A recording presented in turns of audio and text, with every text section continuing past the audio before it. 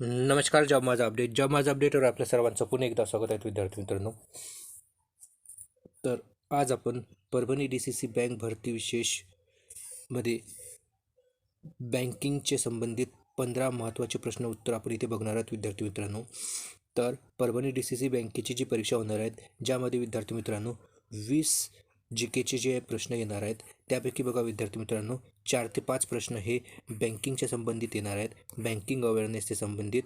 तर त्यासाठीच आज आपण 15 इम्पॉर्टंट प्रश्न जे आहे बँकिंग संबंधित, जे परीक्षेतनी विचारले जातात IBPS पॅटर्ननुसार, जे बँकिंगच्या परीक्षेतनी बँकिंग संबंधित जे प्रश्न विचारले जातात तशाच प्रकारचे प्रश्न आपण इथे घेतलेले आहेत विद्यार्थी मित्रांनो. याच्या आधीसुद्धा एक व्हिडिओ अपलोड केलेला आहे बँकिंग संबंधित, तो सुद्धा तुम्ही जाऊन बघू शकता किंवा त्या व्हिडिओची लिंक मी तुम्हाला डिस्क्रिप्शन बॉक्समध्ये प्रोव्हाइड करून देईल. तर चला तर मग व्हिडिओला सुरुवात करू. तर बघा विद्यार्थी मित्रांनो, आजचा आपला पहिला प्रश्न असा आहे की भारतातील सहकारी बँकांची रचना कशी आहे. भारतामध्ये जे की सहकारी बँक आहे विद्यार्थी मित्रांनो, त्या बँकांची रचना कोणत्या प्रकारची आहेत. बघा इथे 5 ऑप्शन दिलेले आहेत. अशाच प्रकारचे 5 ऑप्शन विद्यार्थी मित्रांनो तुम्हाला परीक्षेत दिसणार. तर बघा यापैकी ऑप्शन क्रमांक C हे आपलं बरोबर उत्तर असणार आहेत. म्हणजे 3 स्तरीय भारतातील ज्या सहकारी बँका आहे विद्यार्थी मित्रांनो, त्या बँकांची रचना हे 3 स्तरीय आहे. म्हणजे 3 टायर सिस्टीम प्रकारची जे विद्यार्थी मित्रांनो काय आहेत, तर बँकांची ते रचना आहेत 3 स्तरीय. म्हणजे बघा विद्यार्थी मित्रांनो, पहिली आहेत जी की गाव स्तरावर प्राथमिक सहकारी पतसंस्था असतात किंवा प्राथमिक शहरी पतसंस्था असतात. त्यानंतर जिल्हा स्तरावर जिल्हा मध्यवर्ती बँका आणि राज्य स्तरावर राज्य शिखर बँक. अशा प्रकारे भारतातील जे काही सहकारी बँकांची रचना आहे विद्यार्थी मित्रांनो, ती 3 स्तरीय आहे. त्यानंतर बघा प्रश्न क्रमांक 2, सहकारी बँकांना संचालन करण्यासाठी कोणत्या कायद्याच्या अंतर्गत नोंदणी करणे आवश्यक आहे. बघा जेवढ्या काही सहकारी बँका विद्यार्थी मित्रांनो आपल्या महाराष्ट्रामध्ये, त्या सर्व सहकारी बँकांची जी काही नोंदणी असते विद्यार्थी मित्रांनो, त्यांना ऑपरेट करण्यासाठी, त्या चालवण्यासाठी, तर ते ऑपरेट करण्यासाठी त्याला रजिस्ट्रेशन करणे आवश्यक असते. तर ते कोणत्या कायद्याच्या अंतर्गत त्या बँकांना रजिस्ट्रेशन करणे आवश्यक असते विद्यार्थी मित्रांनो, तर याचं बरोबर उत्तर असणार आहे ऑप्शन क्रमांक B, बँकिंग कायदा, सहकारी संस्था कायदा 1965. म्हणजेच ऑप्शन क्रमांक B आपलं बरोबर उत्तर होईल. बँकिंग कायदा, सहकारी संस्था कायदा 1965च्या अंतर्गत विद्यार्थी मित्रांनो सहकारी बँकांना ऑपरेट करण्यासाठी किंवा संचालन करण्यासाठी त्याच्या अंतर्गत काय रजिस्ट्रेशन करणे आवश्यक असते. बघा विद्यार्थी मित्रांनो, सहकारी बँकांवर जे काही नियंत्रण आहे विद्यार्थी मित्रांनो, सध्याच्या घडीला सहकारी बँका ज्या असतात त्यांच्यावर नियंत्रण कोणाचं आहे विद्यार्थी मित्रांनो, तर RBIचं नियंत्रण आहे. किंवा RBIचे जे काही RBI ॲक्ट 1949चा जो काही कायदा आहे, RBI ॲक्ट 1949, तर या कायद्याचे जे काही नियम आहे, हे सर्व नियम विद्यार्थी मित्रांनो बँकिंग कायदा किंवा बँकिंग सुधारणा कायदा 1965च्या अंतर्गत सहकारी बँकांवर हे RBI ॲक्ट 1949चे नियम लावण्यात आले होते. म्हणूनच बँकिंग कायदा किंवा सहकारी संस्था कायदा 1965च्या अंतर्गत या बँकांना त्याची नोंदणी करणे आवश्यक असते. त्यानंतर बघा प्रश्न क्रमांक 3, भारतीय सहकारी पतपेढीची सुरुवात सहकारी संस्था कायदा रिकामी जागामध्ये झाली. म्हणजेच भारतात ज्या काही सहकारी पतपेढी किंवा सहकारी पतसंस्थांची जी काही स्थापना झाली सुरुवातीला, ती कोणत्या कायद्याच्या अंतर्गत करण्यात आली होती.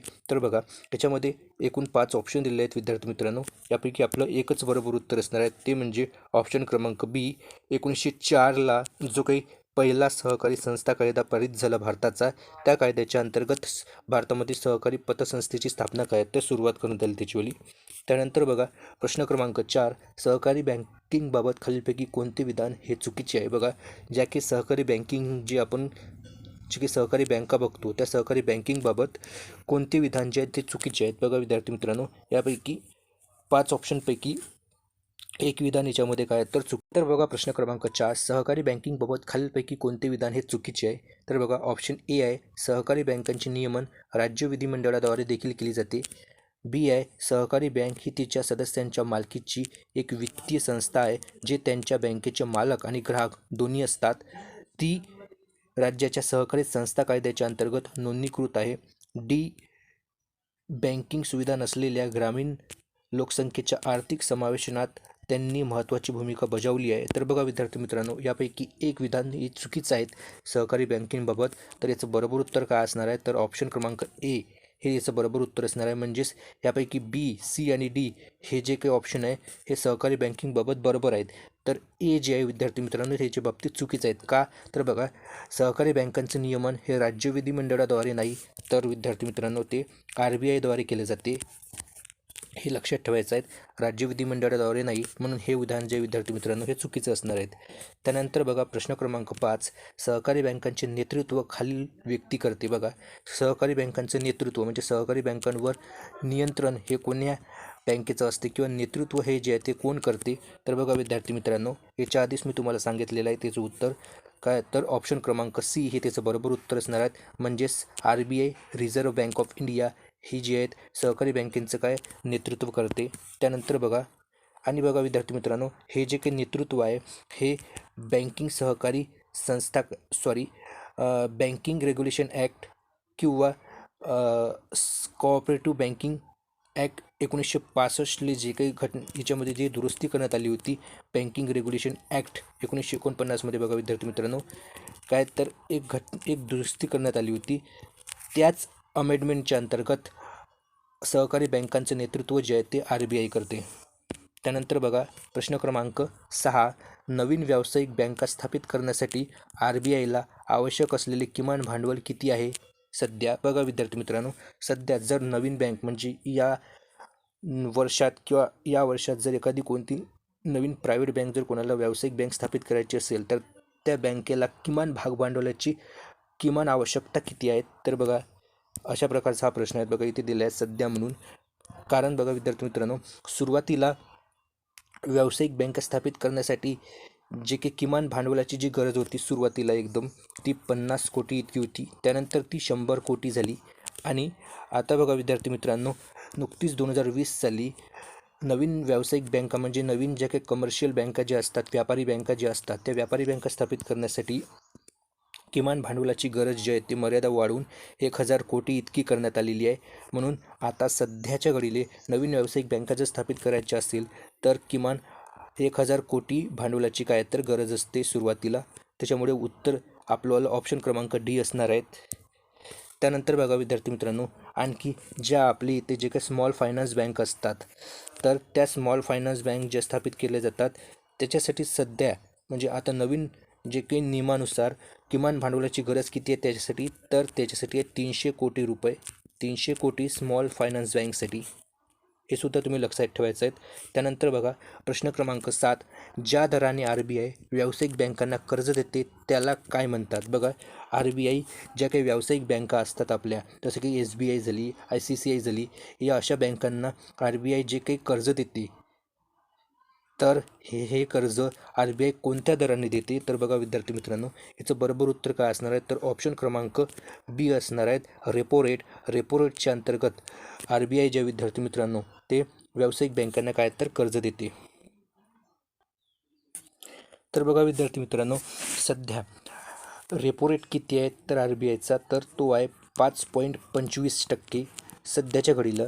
म्हणजेच जानेवारी किंवा आता सध्या फेब्रुवारी 2026पर्यंत RBIचा रेपो रेट हा किती आहे तर हा 5.25% इतका आहे. आणि RBIला व्यावसायिक बँका, जसं RBI व्यावसायिक बँकांना कर्ज देते त्याच प्रकारे व्यावसायिक बँका RBIमध्ये जे पैसे ठेवते त्या रेटला काय म्हणतात? तर त्या रेटला रिव्हर्स रेपो रेट म्हणतात. रिव्हर्स रेपो रेटच्या अंतर्गत व्यावसायिक बँका RBIमध्ये पैसे ठेवतात. तर हा जो दर आहे विद्यार्थी मित्रांनो, हा दर किती आहे तर सध्या 3.35% आहेत. तर रिव्हर्स रेपो रेट सध्या 3.35% आहे आणि RBIचा रेपो रेट हा 5.25% आहे.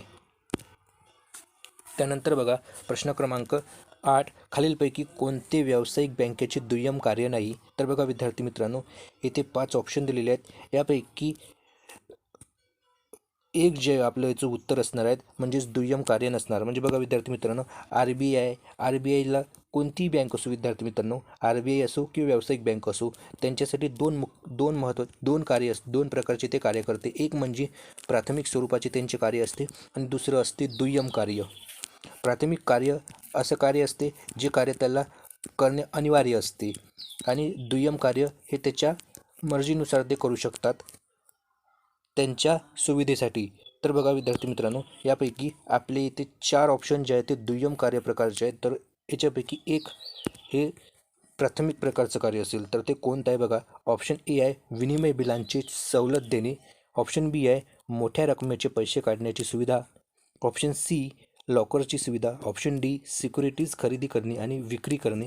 आणि ऑप्शन ई ठेवी स्वीकारणे. तर बघा विद्यार्थी मित्रांनो, याचं आपलं बरोबर उत्तर असणार आहेत ऑप्शन ई ठेवी स्वीकारणे, किंवा ज्या काही आपण डिपॉझिट जे काही घेते त्या बँका, त्या डिपॉझिट व्यावसायिक बँकेचं कार्य म्हटलं आहे बघा विद्यार्थी मित्रांनो, आर बी आयचं नाही, व्यावसायिक बँकेचं कार्य आहे ते. तर डिपॉझिट स्वीकारणे हे जे विद्यार्थी मित्रांनो व्यावसायिक बँकेचं काय तर प्रायमरी म्हणजेच प्राथमिक प्रकारचं कार्य आहे, त्याच्यामुळे हे दुय्यम कार्य असणार नाही. तर इतर जे सर्व कार्य आहे विद्यार्थी मित्रांनो हे त्यांचे दुय्यम प्रकारचे कार्य आहेत. त्यानंतर बघा प्रश्न क्रमांक 9, व्यावसायिक बँकांचे प्राथमिक उद्दिष्ट काय असते. ज्या काही व्यावसायिक बँका असते विद्यार्थी मित्रांनो, ज्या काही आपल्या कमर्शियल बँका असतात, ज्या काही आपल्या व्यापारी बँका असतात, त्या सर्व व्यापारी बँकांचं मुख्य उद्दिष्ट काय असतं. तर बघा याच्यापैकी ऑप्शन क्रमांक ए हे आपलं बरोबर उत्तर असणार, म्हणजेच नफा मिळवणे. बघा नफा मिळवणे हे व्यावसायिक बँकेचं काय तर प्राथमिक उद्दिष्ट असते, म्हणजेच पहिलं उद्दिष्ट असते. तर बघा विद्यार्थी मित्रांनो, जनतेची सेवा करणे हे प्रायमरी कार्य आहे का, प्राथमिक उद्दिष्ट आहे का त्यांचंवालं, नाही बघा. कारण हे जे कार्य जनतेची सेवा करणे हे जे कार्य आहे किंवा हे जे उद्दिष्ट आहे प्राथमिक उद्दिष्ट, हे सहकारी बँकांचं असतं विद्यार्थी मित्रांनो. कोणाचं, तर ज्या काही आपल्या सहकारी संस्था असतात, सहकारी पतसंस्था असतात, त्यांचं प्रायमरी उद्दिष्ट जे असतात किंवा प्राथमिक उद्दिष्ट जे असतात ते काय तर जनतेची सेवा करणे असते. परंतु इतर ज्या काही कमर्शियल बँका असतात त्यांचं जे काही प्राथमिक उद्दिष्ट असतात ते नफा कमवणे किंवा नफा मिळवणे असते. हे ते तुम्ही कन्फ्यूज व्हायचं नाही. त्यानंतर बघा प्रश्न क्रमांक 10, देशांतर्गत व्यावसायिक बँकांसाठी कमकुवत वर्गांना कर्ज देण्याचे लक्ष्य असे आहे. बघा जे काही कमजोर वर्ग जे असते विद्यार्थी मित्रांनो, किंवा जे काही दुर्बल जे काही घटक असतात किंवा दुर्बल घटक, या दुर्बल घटकांना जे काही कर्ज दिले जाते, जे अग्रक्रम क्षेत्र कर्ज पुरवठ्याचं जे काही लक्ष आहे विद्यार्थी मित्रांनो, जे काही 40% जे काही अग्रक्रम कर्ज पुरवठ्याचं जे काही लक्ष आहे, अग्रक्रम क्षेत्र म्हणजेच काय असते, जे काही दुर्बल घटक असतात किंवा शेती संबंधित जे घटक असतात किंवा इतर काही घटक ज्याला कर्ज देणे अनिवार्य असते, ते अग्रक्रम क्षेत्रामध्ये येते. तर त्याच्या अंतर्गत बघा विद्यार्थी मित्रांनो, जे काही दुर्बल घटकातील जे काही व्यक्ती आहे त्यांना जे काही कर्ज जे दिले जाते त्यांच्यासाठी जे मर्यादा आहेत ते किती आहे, तर ऑप्शन क्रमांक बी हे त्याचं बरोबर उत्तर असेल. ANBCच्या 10% किंवा बॅलन्स शीट बाहेरील एक्सपोजरच्या क्रेडिट समतुल्य रकमेपैकी जे जास्त असेल ते. म्हणून ऑप्शन ए बी हे आपलं बरोबर उत्तर असेल.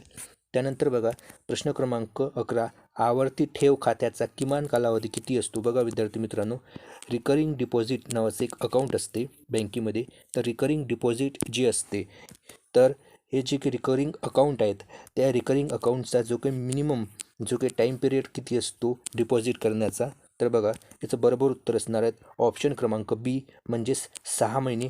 मिनिमम 6 महिने जो असते तो रिकरिंग डिपॉझिटचा काय तर विद्यार्थी मित्रांनो काय तर टाईम पिरियड असतो मिनिमम टाईम. तर मॅक्झिमम टाईम किती असतो रिकरिंग डिपॉझिटचा, तर तो असते 10 वर्ष. मिनिमम हा 6 महिने असते, तर मॅक्झिमम जो काही असते किंवा कमाल कालावधी किती असतो आवर्ती ठेव खात्याचा, तर तो 10 वर्ष असतो.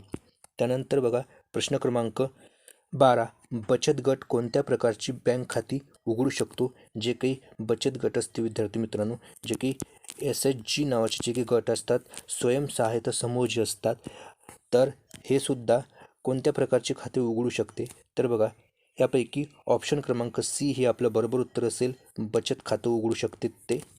त्यानंतर बघा प्रश्न क्रमांक 13, पुढीलपैकी कोणत्या खात्यामध्ये धनादेशाद्वारे व्यवहार करण्याची परवानगी आहे. धनादेशाद्वारे व्यवहार करण्याची काय तर परवानगी आहे. धनादेश म्हणजेच काय तर जे की आपण चेकने जो काही व्यवहार करतो, हा जो काही चेकने व्यवहार करण्याची परवानगी जी आहे विद्यार्थी मित्रांनो, हे कोणत्या प्रकारच्या खात्यामध्ये आपण चेकने व्यवहार करू शकतो. हे बघा इथे 5 ऑप्शन दिलेले आहेत. यापैकी एक आपलं उत्तर असणार आहे. तर यापैकी आपलं बरोबर उत्तर काय असणार आहे तर ऑप्शन क्रमांक ई हे आपलं बरोबर उत्तर असणार आहेत. बचत बँक खाती आणि चालू बँक खाती म्हणजेच जे काही सेविंग अकाउंट असते आणि करंट अकाउंट, सेविंग अकाउंट आणि करंट अकाउंट या 2 प्रकारच्या अकाउंटमध्ये आपण चेकने व्यवहार करू शकतो. त्यानंतर बघा प्रश्न क्रमांक 14, खालीलपैकी कोणते खाते हे भीम UPIच्या अनुप्रयोगाद्वारे समर्थित आहे. म्हणजेच काय तर बघा प्रश्न असा आहे विद्यार्थी मित्रांनो की खालीलपैकी कोणत्या खात्यामध्ये आपण भीम UPIच्या माध्यमातून आपण काय तर व्यवहार करू शकतो. जे काही भीम UPI जे काही डिजिटल जे काही पेमेंट सिस्टीम आहे विद्यार्थी मित्रांनो, तर जी 2016 साली आपल्या इथे सुरू झाली. तर हे भीम UPIद्वारे जे काही आपण व्यवहार करतो ऑनलाईन किंवा डिजिटल व्यवहार करतो, हे जे डिजिटल व्यवहार आहेत हे कोणत्या प्रकारच्या खात्यावर केले जाऊ शकते तर याचं बरोबर उत्तर असणार आहे ऑप्शन क्रमांक डी म्हणजेच बचत बँक खाते आणि चालू खाते या दोन्ही प्रकारच्या खात्यावर भीम UPIद्वारे आपण काय तर पेमेंट किंवा ट्रान्झॅक्शन करू शकतो. त्यानंतर बघा प्रश्न क्रमांक 15 आणि आजचा शेवटचा प्रश्न, पब्लिक प्रोव्हिडंट फंड म्हणजे PPF हे कोणत्या वर्षी सुरू करण्यात आले. पब्लिक प्रोव्हिडंट फंड म्हणजेच PPF हा जो फंड असतो विद्यार्थी मित्रांनो, जे काही सरकारी बँकेतील जे काही कर्मचारी असते त्यांच्यासाठी हा एक फंड असतो, एक प्रकारचा काय तर विमा असतो. तर हा जो पब्लिक प्रोव्हिडंट फंडची जी स्थापना आहे हे कोणत्या वर्षी करण्यात आली तर याचं बरोबर उत्तर असणार आहे ऑप्शन क्रमांक बी म्हणजेच 1968 साली PPF म्हणजे पब्लिक प्रोव्हिडंट फंडची स्थापना ही करण्यात आलेली होती. तर अशा प्रकारचे काही 15 इम्पॉर्टंट प्रश्न होते विद्यार्थी मित्रांनो. अशाच प्रकारच्या अपडेट्ससाठी चॅनलला अवश्य सबस्क्राईब करा. धन्यवाद.